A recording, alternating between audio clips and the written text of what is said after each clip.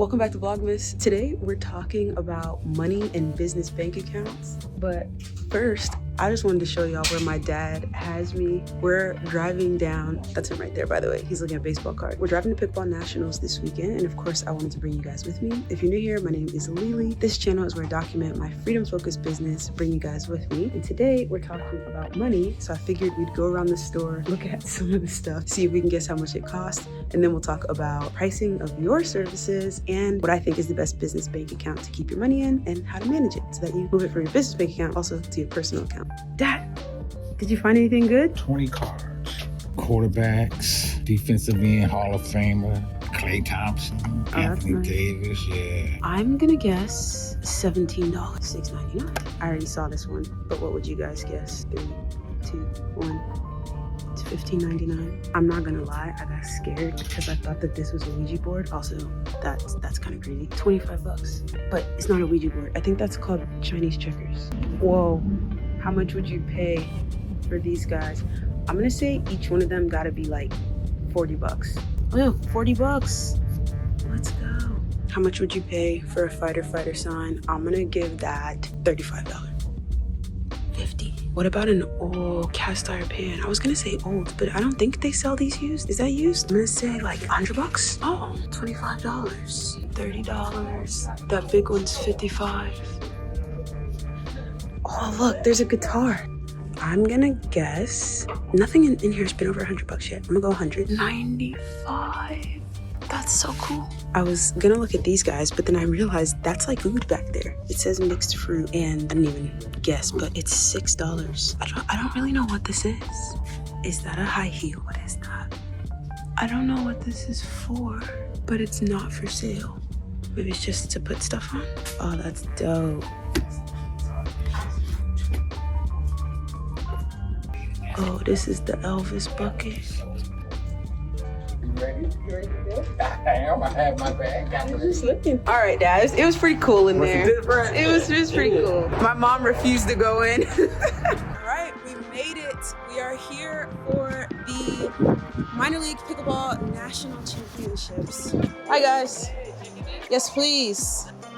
Got some swag. All right, let's go find a spot. So we're playing minor league, but they're like major league teams with like the real pros. Those are some of them.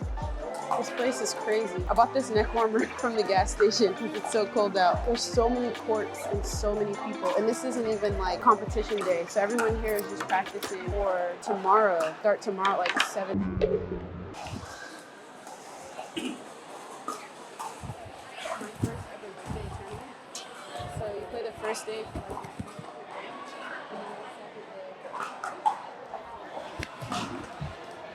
Sorry, took the mic off with my jacket. So you play day 1 to get your ranking, and then day 2 is like the playoffs day. Pretty legit. So obviously, I spend money on pickleball, traveling, gear, tournament, paddles, all that good stuff. And that's the first pricing truth that I think has made a big difference once I learned it, is that people pay for what's valuable to them. And there's no such thing as objective value. So I always find it so funny on the internet when people are like, oh, that's not worth that much. And it's like, to who? I got invited to play this tournament by a team that I don't know. Just some people who needed another girl at my talent level, because there's different divisions. They needed another girl who would qualify for this division. And so they text me, and like, hey, do you want to play in like 2 weeks? And I was like, yeah, absolutely. So I immediately dropped like $600-700 for the tournament entry fee, for the travel, for the hotel. I actually got a new paddle recently, and it's easy to say objectively. Christian, how are you feeling? You feeling better? I'm like a little bit under the weather. That sucks. Did you find a court to play on yet? We're in bracket right now. Oh, you started already. Okay, cool. Good luck. So some people are playing today. So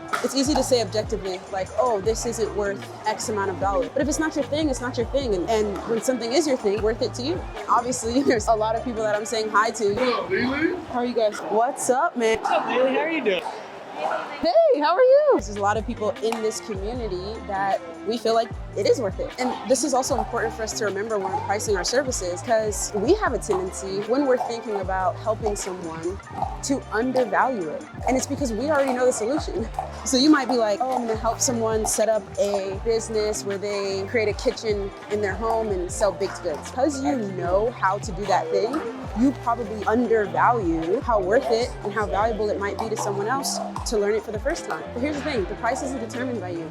And it's not determined, honestly, by the market. It is only determined by the individual person that has the opportunity to buy it at that moment. So let go of the idea of an objective price and value, and instead think about it from the perspective of who's the person that's gonna be buying it, and of all the people that could be buying it, who are the individuals that would value it the most. And then when you start thinking about those individual people who would value it the most, think about finding an offer or a service that you can price at least $2,000. And I'll tell you why in a second. And it's not that you can't sell anything for less, but your main money-making product has to be $2,000 or more, simply because all of that $2,000 is not gonna make its way into your personal bank account. And it's far easier to find a medium amount of people to pay you $2,000 than it is to find like a ridiculous amount of people to pay you like $200. And I know that can seem like counterintuitive, but it's true. The way you figure out how much of each sale is gonna go actually into your personal bank account is using a system called Profit First. It's the best way that I've found to do it. And just like the name implies, you wanna make sure that you're paying yourself